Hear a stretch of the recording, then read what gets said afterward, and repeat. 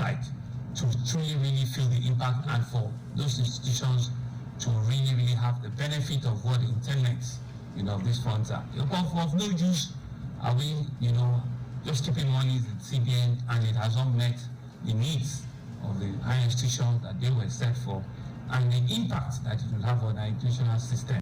Earlier, the chairman, House Committee on TET Fund, Miriam Onoha, noted that unaccessed TET Fund intervention funds by Nigerian universities in the last years is to the tune of 200 billion naira. She urged the leadership of Lagos tertiary institutions to make necessary documents available to access the funds for infrastructural development and staff trainings, among others. While the committee will go around all states as Lagos is the pilot. To ensure that the value for money will not be lost and that taxpayers' money will be put to good use. From 2017, 2020 to 2023, the amounts that have been allocated to embark on those intervention programs have been eroded by the growing economic and inflationary rates. So the House resolved that within these 6 months would come with a technical team, the relevant state fund department, to state-by-state visits and call it like a mobile clinic. On his part, Commissioner for Tertiary Education, Sule Tolani, noted that the regulations and guidelines of TET Fund were the major challenges of accessing the intervention funds by Lagos universities. The Lagos State government is set to launch Labour Market Information System on Wednesday as part of its strategy to create wealth and employment for the teeming youths in the state. Acting Executive Secretary, Lagos State Employment Trust Fund, LSETF, Fishayo Alayode, made this known at a pre-event press briefing at Alausa for the upcoming LSETF Summit. Alayode, who stated that the theme of the summit, job creation, uniting for impact, create, collaborate, change, is apt as many panelists will speak at the summit with Governor Babajide Sanwo-Olu as the special guest. While fielding questions from newsmen on the activities of LSETF, the acting executive secretary, who said over 10 billion naira has been disbursed so far with 86% recovery rate, appealed to those still owing to pay up to allow other entrepreneurs benefit from the scheme. When you want to start a business, it's not only about access to capital, it's not only about funding. There are other aspects to set your business up for success. If you don't pay this money back, you're shooting somebody else in the foot. I.e., the person that should have access to that loan tomorrow wouldn't have anything to give. So it's important that we collect 100%. On his part, the special advisor to the governor on media and publicity, Boyega Akoshile, explained that the LSETF scheme is to empower those with creative ideas with seed funds to create employment, hinting that over 500,000 businesses have been supported.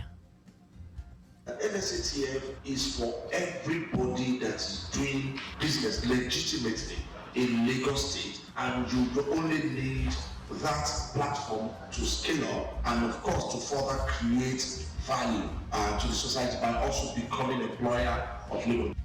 The LSETF Summit is expected to empower and give free business training to those in circular economy and green economy, among others. Operatives of the Lagos State Traffic Management Authority, LASMA, have swiftly responded to a serious accident, rescuing a trapped driver and his assistant from under a mini truck loaded with pure water. Special advisor to the Governor on Transportation, Sholagiwa, confirmed that the accident occurred near Adeniji in Watsura, descending from 3rd Mainland Bridge.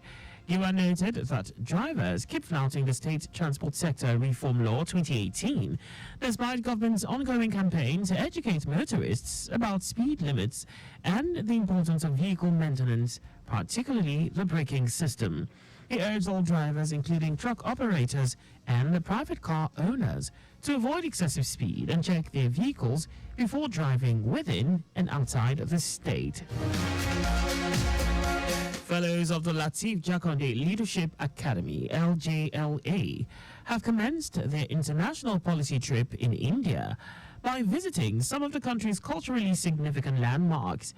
Lagos State Head of Service Bode Aguru, who was part of the delegation, underscored the significance of India as the destination for this transformative experience. Aguru highlighted India's rich cultural heritage, strong democratic institutions, and vibrant economic environment as key factors that make it an ideal location for the Fellows' international policy trip. The Fellows began their tour with a visit to the Taj Mahal in Agra, a UNESCO World Heritage Site and one of the new 7 wonders of the world. And now to the rest of the stories. The Multinational Joint Task Force, MNJTF, says its troops fighting insurgency have successfully obliterated terrorist camps situated on islets across the Cameroonian and Nigerian territories of Lake Chad, killing many terrorists and causing others to flee into Chad. It said the operation is a significant achievement of Operation Lake Sanity 2 in combating terrorism within the Lake Chad Basin. According to MNJTF, the operation also resulted in the destruction of 8 vehicle-borne improvised explosive devices in Arena Siki and 2 ammunition bunkers northeast of Malam Fatori. It said the MNJTF remains committed to its mandate of eradicating terrorism and restoring peace to the Lake Chad Basin. The Nigeria Security and Civil Defense Corps has announced plans to train 10,000 school principals across the country on personal security and school protection measures. Corps Commandant General Ahmed Audi emphasized the importance of strengthening the security framework of schools and their host communities amidst rising security challenges. Audi said the initiative aims to empower school leaders with the necessary skills and confidence to respond to security threats effectively. He assured that the NSCDC has put comprehensive plans in place to ensure the program's success, stressing the need for a collective effort to safeguard schools.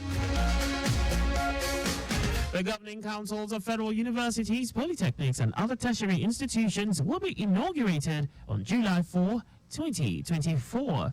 Acting Vice Chancellor of the University of Abuja, Aisha Maikudi, made this known while giving her acceptance speech as she assumes the affairs of the institution. A total of 560 individuals were appointed to the governing councils and boards of federal government-owned tertiary institutions. President Bola Tinubu approved the reconstitution of the governing councils and boards of federal universities, polytechnics, and colleges of education. And now to foreign news. Hurricane Beryl has made landfall in Carriacou Island in Grenada. According to the U.S. National Hurricane Center, the hurricane, which has regained strength in the past hour, has sparked warnings of life-threatening winds and dangerous storm surges. A hurricane warning is also in effect in Barbados, St. Vincent, and the Grenadines and Tobago. Earlier, airports and businesses shut down and residents across the Caribbean were urged to seek shelter as the potentially devastating storm hit the region. Dozens of flights were cancelled across the region as Beryl approached on Sunday night, while leaders urged the public to heed warnings. And now sports. Australian Open champion and world number 3 Aryna Sabalenka has withdrawn from Wimbledon due to a shoulder injury. The tournament organizers announced that the 2-time semi-finalists at the All England Club is replaced in the draw by Russian lucky loser Erika Andreeva, who will face American qualifier Emina Bektas in the first round. Meanwhile, Sabalenka said she was heartbroken to have withdrawn from Wimbledon due to a shoulder injury. She had hinted at the weekend that she may be forced to pull out after suffering the injury at the recent Berlin tournament. Just before we go, speed thrills but kills. Do not drive beyond specified speed limits. You can follow us and like all our various social media platforms on X, Traffic Radio 961, Facebook, Lagos Traffic Radio 96.1 FM.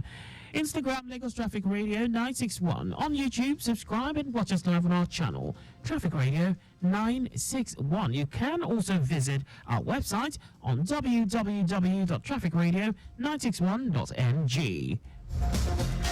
Did you know that the Sanwo-Olu administration injected 100 high-medium capacity buses for standard routes? You can get more details on the Lagos State government's website. To end the news, here are the highlights of the major stories. Lagos State Governor Babajide Sanwo-Olu has appealed to Tertiary Education Trust Fund, TET Fund, to relax some of its guidelines to enable the state-owned universities access the 4.5 billion naira intervention fund between 2017 to 2023. The multinational joint task force MNJTF says its troops fighting insurgency have successfully obliterated terrorist camps situated on islets across the Cameroonian and Nigerian territories of Lake Chad, killing many terrorists and causing others to flee into Chad. We also told you that Hurricane Beryl has made landfall on Carriacou Island in Grenada. And in sports, Australian Open champion and world number 3, Ariana Sabalenka, has withdrawn from Wimbledon due to a shoulder injury. For contact with the newsroom, please send a message to info@trafficradio961.ng. And that ends the news broadcast compiled by Zainab Adibashin. I am Akan Usen. Thanks for listening and please stay safe. Good evening.